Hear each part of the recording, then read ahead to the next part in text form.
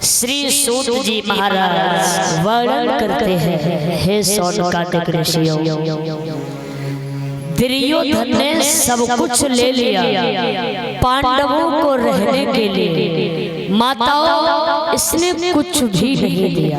ध्यान दें, बड़ी सुंदर मार्ग का था।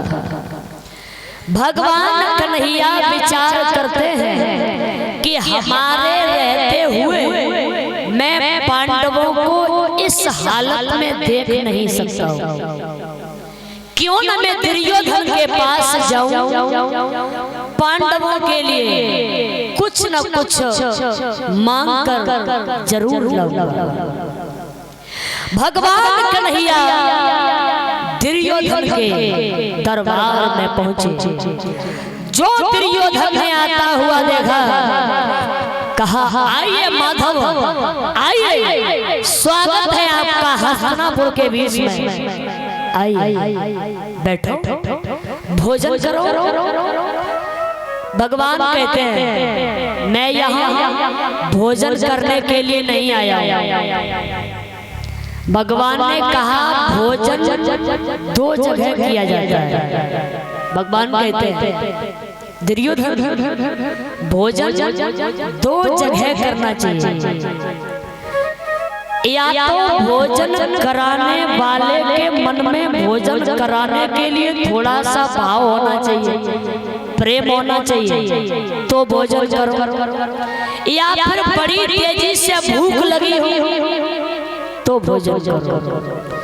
देखा ना, प्रेम में आकर के भोजन में एक रोटी भी ज्यादा खा लेते हैं। अरे तुम्हें हमारी कसम एक रोटी खा लीजिए, कहते नहीं तुम्हें हमारी कसम खा लीजिए। तो भगवान कहते हैं कि भोजन वहां करना चाहिए जहां पर भोजन कराने वाले के मन में भाव हो, प्रेम हो, और फिर तब करो जब बड़ी तेजी से भूख लगी हो। दुर्योधन यहाँ तो मुझे दोनों चीजों में से एक भी चीज नहीं दिख रही है, क्यों? दुर्योधन बोला ऐसा क्या हुआ?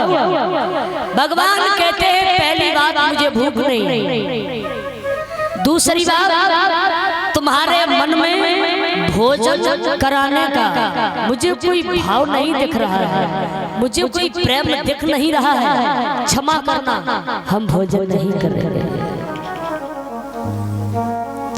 भगवान ने दुर्योधन के यहाँ भोजन नहीं किया, चाचा विदुर जी के यहाँ भोजन किया। दुर्योधन कहता है कि बताइए क्यों आना हुआ तुम्हारा? भगवान कहते हैं दुर्योधन जितना प्रेम में पांडवों से करता हूँ उतना मैं आपको भी चाहता हूँ, लेकिन मैं ये कहना चाहता हूँ कि तुम पांडव तुम्हारे कोई गैर नहीं है, तुम्हारे भाई हैं, ज्यादा नहीं तो उन्हें तुम 5 गांव दे दो जिससे वो अपना गुजारा करते रहे। दुर्योधन ने कहा भाई अरे मुझे तो मालूम था कि आप यही बात कहना चाहते हैं, अब मेरा भी इरादा सुन लीजिए।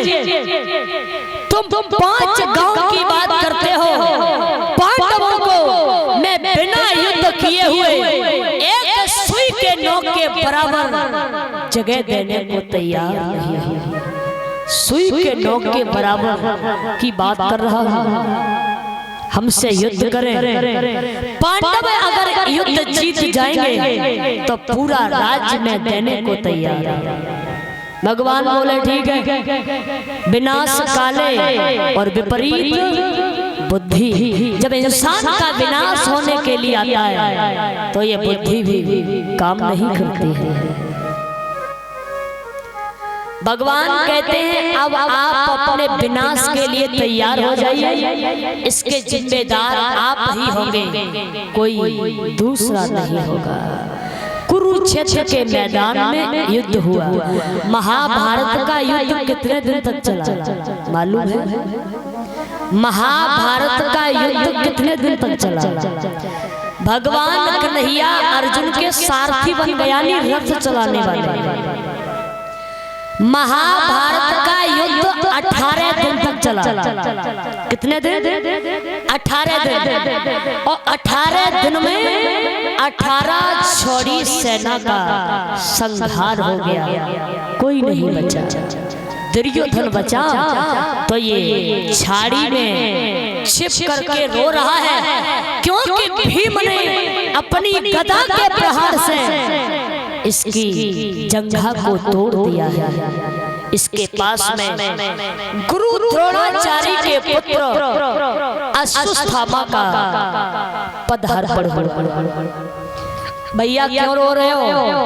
कोई मेरे लायक सेवा हो तो बताओ। दुर्योधन बोले चले जाओ, मैं पांडवों के जिंदा या मुर्दा मैं सर देखना चाहता हूँ, दिखा दोगे? अश्वत्थामा बोला इंतजार करो, सुबह तक लौट कर आऊंगा, 5 पांडवों के शीश लेकर आऊंगा। अश्वत्थामा चला और कन्हैया ने इसको देख लिया। भला भगवान से क्या छिपा है? जो तन की जाने मन की जाने, जाने चित्त की चोरी, और ऐसे प्रभु से कहा छिपो है, जाके हाथ जगत की डोरी। भगवान बोले अर्जुन हाँ प्रभु इधर बोलो। आज हम यहाँ पर विश्राम नहीं करेंगे। क्यों? बोले यहाँ से कहीं दूर चलो। क्यों, क्या हुआ? भगवान बोले क्योंकि मैं